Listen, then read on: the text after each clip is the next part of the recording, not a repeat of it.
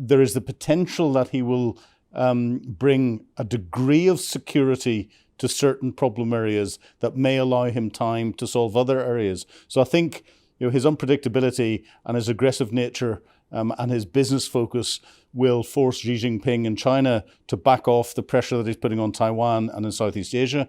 That will allow then diplomatic focus and the international community to focus on what's going on in the Middle East. He'll never solve that. But more importantly, from a European perspective, what's going on between Russia and Ukraine. And whilst he's not going to achieve any solution there in the short term, I think he will set a path for the conflict to end. Did it surprise you we didn't hear more, certainly in terms of specifics about Russia and Ukraine and the war?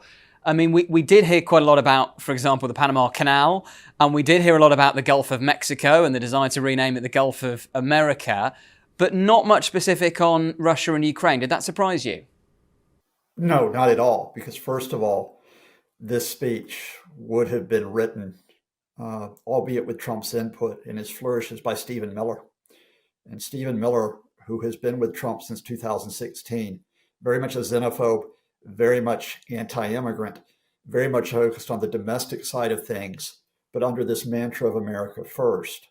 So you're not going to get detailed, as it were, strokes regarding the specific global issues that we're talking about, but you're going to get that very broad brush. And I do think that broad brush has a security implication, albeit, I take the business point that Philip made. And that is that if you go and listen carefully to that speech, it was effectively that America, as in Trump or the administration, will make the decisions. They will make the decisions, not alliances will make the decisions, not international organizations will make the decisions, not NATO will make the decisions. It will be America. Now, there were a couple of specifics in there that were like red meat to the Trumpist. We'll talk about Panama. We'll talk a little bit about the short-term claim of solving Israel and Gaza, which is going to go pear-shaped in 6 weeks, as we can explain. But I think the big takeaway here actually is to connect that speech with something that Marco Rubio said a few days ago. That is significant. Rubio, former presidential candidate, the Secretary of State nominee, in his hearing was asked about the post-world international order. That thing that we've come accustomed to since World War II of trying to maintain security and stability. It's flawed. We know that, but it's been there for Europe. It's been there for other parts of the world. It's been part of America as being part of multilateral approaches. And Rubio said the post-war international order is obsolete. And then he used the words America first again. And I think what we saw in Trump 1.0, which was the demeaning of NATO allies, the demeaning of European allies, the transactional approach to this, where you're not talking about a win-win, but you're talking about what does Donald Trump get out of this? This is going to be supercharged in 2.0. And there were warning signals in that speech today, especially not only in the way that Trump gave it, but as Philip has noted, who else was there and how you had that enthusiastic reception from that very carefully selected crowd, which is it's our way or the highway. Philip, is it fair to say that, if we were having this conversation maybe 6 months ago, you would have been relatively pessimistic about what a Trump presidency would mean for certainly Ukraine, but for the world more broadly? But I sense you are a bit more optimistic now. Why is that? I was allowing my analysis of Trump to be coloured by his personality and some of the things that he has personally done. And I grabbed myself and said, this is not what an intelligence officer or former intelligence officer does. You need to look at things in the round and you need to look at things holistically. And I started actually to read the detail of some of the speeches that he was making and the comments that his team were making and looking at the way he was positioning things and his manoeuvring actually. I didn't quite turn 180 degrees in my view, but I thought what he is saying is making an awful lot more sense whenever you put it into context that A, he isn't a professional politician. He approaches things from a business perspective first and foremost. B, his business approach is, I'd call it in interrogation techniques, a harsh, he bullies his way into things. And if you look at that, he'll bully his way into something and then will expect compromise in business negotiations. That's not how politicians like to work and how world leaders like to work, but it's how he is going to work with different people. And as soon as you start to analyze it from that perspective, actually from a US point of view, I think certainly compared to Joe Biden, I think anyone would be better. But from a US perspective, I think he has got the real potential to achieve an awful lot. And then we translate that into his relationship from an international perspective. I think there is the potential that he will bring a degree of security to certain problem areas that may allow him time to solve other areas. So I think his unpredictability and his aggressive nature and his business focus will force Xi Jinping in China to back off the pressure that he's putting on Taiwan and in Southeast Asia. That will allow then diplomatic focus and the international community to focus on what's going on in the Middle East. He'll never solve that. But more importantly, from a European perspective, what's going on between Russia and Ukraine. And whilst he's not going to achieve any solution there in the short term, I think he will set a path for the conflict to end. Scott, I'm going to transport you into a pretty unlikely position. Let's say you are in the room with Donald Trump advising him in the White House as part of his second administration, and you have to make an argument as to why he should continue to support Ukraine, or at the very least not give in to Russia's most excessive demands. Do you think tactically the best way of framing that argument that would appeal to Donald Trump, the man and the politician, is to frame it through the position of the blow, not only to America's prestige that it would be if you give in too much to Putin, but also how it would embolden China, who Trump sees now as America's main strategic foe? No, you can't go to Trump, in my opinion, with the line of, if you don't do this, then you're going to be perceived as weak, et cetera, like that. Trump doesn't like being told that. You have to go to Trump and tell him, if you do this, you're going to receive credit, right? That's the Israel-Gaza example that we just saw. So what you have to say is, look, President Trump, you want to be remembered as like the greatest American president here. You have an opportunity to be even greater than the presidents in the Cold War, right? You have the opportunity to be able to strike the deal that draws a line in terms of where we are vis-a-vis Russia, and in terms of where we are in terms of American leadership in Europe. You can't even frame it as alliance with Europe. You have to call it American leadership in Europe. And you have to say, look, your leadership here is going to involve an American commitment, not of troops, but of American resource. And in exchange, you know what you're going to get for this? You're going to get a whole lot of contracts out of Ukraine in terms of defense contracts and trade contracts. And that's going to benefit the American economy for generations to come. Because here's a little piece of the story. Kyiv knows that. Kyiv knows that. And a very, very good journalist named Mary Fitzgerald, who was with the Irish Times for a while, now is based out of Paris. She came back from Kyiv and said the investment in military technology in Ukraine to position itself as a global leader when it comes to drones, when it comes to logistics, when it comes to other types of military engineering. That's what they're banking on to build the Ukrainian economy if they are caught in the long term with this with Russia. You sell that to Trump. You sell that to Trump that Ukraine wants to be your trading partner. Yeah. And building on that, I think there's a wider piece to it as well, because one of Russia's greatest exports around the world was Russian military technology. So many countries operate Russian or old Soviet equipments. The way they've behaved on the battlefield in Ukraine means that countries are now going, we don't want this stuff, and they're going to want to get rid of it as quickly as possible. So to convince Donald Trump that could be filled by American equipment, and therefore the political capital that would do to nations that had been Soviet focused, then Russian focused in the past, bring them into the American fold, will appeal to Donald Trump hugely. Combine all that with and this will get you the Nobel Peace Prize, and you've got a winner. Yes, indeed. And actually, Scott, what do you make of the point that Philip touched on earlier, which is maybe there's a way also of helping to defeat Vladimir Putin in Russia by, for example, the economic policies of Donald Trump. If he does follow his drill, baby, drill approach, and there will be environmentalists who have concerns about that, but if you're looking at it from a purely economic point of view and the impact on the global oil price, that may well cripple the Russian economy, and he may see that as a far better way of getting Putin around the negotiating table than, for example, ramping up military aid to Ukraine. You got a problem here. That's the Gulf countries. Because when you talk about the global oil price, it affects them as well. And of course, Donald Trump is beholden to the Gulf countries in particular. I'm just going to put it out there. His son-in-law, Jared Kushner, is on the hook for a lot of money being provided to his investment company by Saudi Arabia and the UAE. So this is intertwined.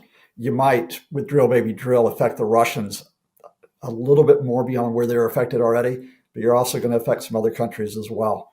So I don't think that's the play here. If you want the real play in terms of if they really want to crack down on the Russians, they tighten even further up on the shadow fleet. They really crack down on the Russian shadow fleet, even to the extent of a cooperative effort. And Trump doesn't like war, but Trump does like military operations. And you basically talk about using American military operations to go after the shadow fleet. Scott, do you think, the European role in all of this is fascinating. Do you think there is any possibility that we could see, as part of Europe and Ukraine's European allies increasing their commitments to Ukraine, if America steps back in some way, do you think we could see European troops actually in Ukraine at some point? Certainly it's being discussed that you have the European troops in there.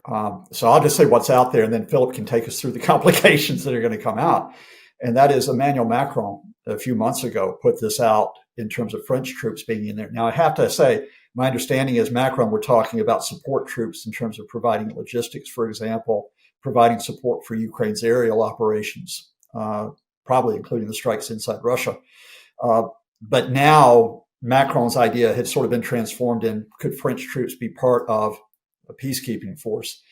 Then you had Keir Starmer, at least in principle, saying that this was a possibility. Now, there was a little bit of vagueness around the language and so on, but now you've got Annalena Baerbock, the German foreign minister, who is saying it's a possibility. So it's being discussed. Now, the fact is that, if Ukraine is not in NATO, Philip can help me out with this. I don't think there's an Article 5 commitment that covers those troops. So what is the protection for those troops that are in there against Russian attack, be that, especially Russian aerial attack, which is a daily threat there. And so it's a gray area that I'm not sure is being untangled beyond the statements in principle at this moment. Philip, what's your take? Yeah, it's very complex. And the UK has been talking about potentially moving Operation Interflex, which is the training of Ukrainian civilians and turning them into trained soldiers, which is currently done in the UK by an international coalition led by the UK, moving that into Ukraine, which logistically will help.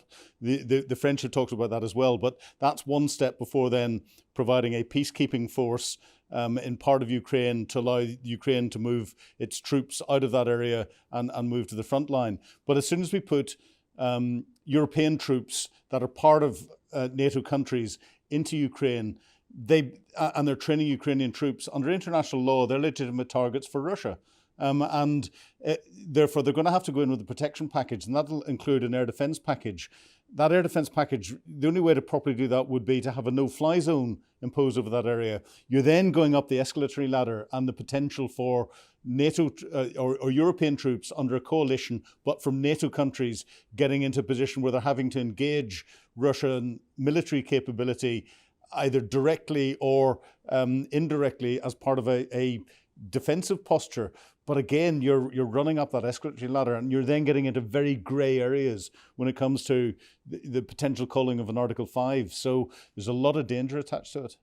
And if that was part of Trump's peace plan, if there was a peace agreement that had been put on the table and a ceasefire that had been agreed, that would then potentially take the threat of Russian direct action away. But you'd still have the requirement to provide an overwatch capability, which could be done.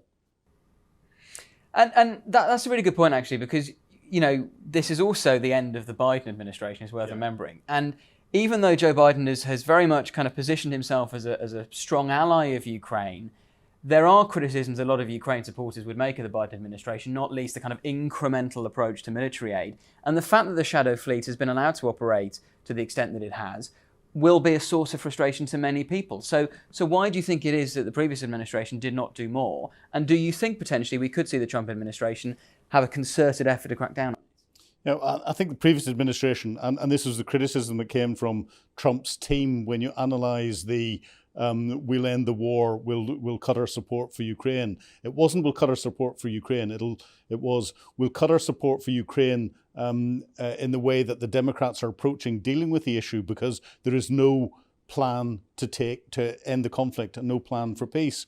So if there's a plan for peace, we'll continue the support. And you've got the Shadow Fleet, you've got the ships that are cutting critical national infrastructure around the place. And I think, I hear the bit about Saudi Arabia, but I think there's a sop that America could throw to Saudi Arabia. And this shows the interlinking of the different conflict zones, because, Iran is at its weakest point at the moment.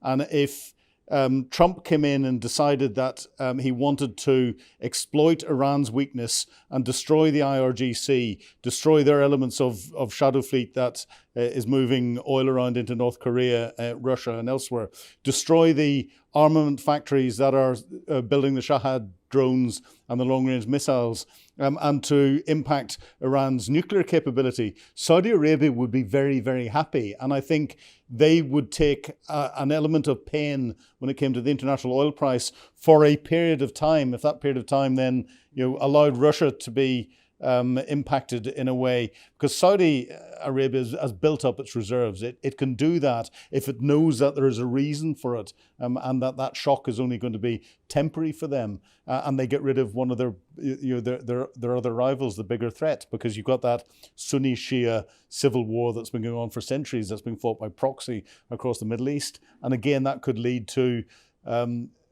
greater potential stability across the Middle East. But this is where Donald Trump's grown-ups need to be properly grown up and see the interrelationships between all of the different conflicts in different areas, because it's hugely complex. And Scott, do you have any faith that the grown-ups in the room will win out? Because we saw in Trump's first administration that he began by surrounding himself with, in some cases, some pretty serious people, and most of them were not there by the end. Well, you just answered the question, didn't you? I mean, that I can tell you right now that already, there are signals there. There's already a Steve Bannon, who of course was Trump's chief strategist first term around. Bannon's out now. Bannon's out because Elon Musk is in. Right now, that's one example. We haven't seen that because we haven't even gotten confirmation of the cabinet secretaries yet. So we don't know how long they would last if their egos are perceived as being bigger than Trump, if they're receiving more attention, if they're receiving more credit. I think Marco Rubio's skilled enough, as Mike Pompeo was in Trump 1, to be able to play this. Mike Waltz, we'll have to see what it's like as national security advisor. But remember, even if those guys can last, there is a real question mark in defense, because Pete Hegseth is an absolute non-entity. This is the Fox TV personality who has serious issues. And I won't go any further, but serious personal issues. He was being brought in not to implement military strategy. He's not being brought in to organize the military to administer it. Pete Hegseth being brought in to carry out a purge of the military. He's being brought in to get rid of generals, admirals, and commanders. So you've got the threat that the Pentagon's going to be completely disrupted at this critical time in international affairs. And then the other threat that you've got that I would identify very quickly is your director of national intelligence. The nominee is Tulsi Gabbard. Now, Tulsi Gabbard, who's the former representative, former Democrat who swung to become a Trumpist, was pro-Assad in the Syrian conflict, but she is also pro-Kremlin. I've watched her for years repeat the Kremlin's talking points. Now, she may not get confirmed. I think she's the person at risk, even greater than Hegseth, of not getting confirmed. But if she was confirmed at a time when we're trying to deal with Ukraine and Russia, you've got a pro-Kremlin director of national intelligence. So no, when I put the scenario out about adults in the room, it was a possibility, and it was a rational possibility. But too often the Trump years get into the irrational, and it could well happen sooner rather than later this time. Thank you for watching today's episode of Frontline. For early access to our videos, member-only Q&As and live streams, then sign up for a membership via the link in the description. And for the latest news and breaking stories, listen to Times Radio and follow us at thetimes.com.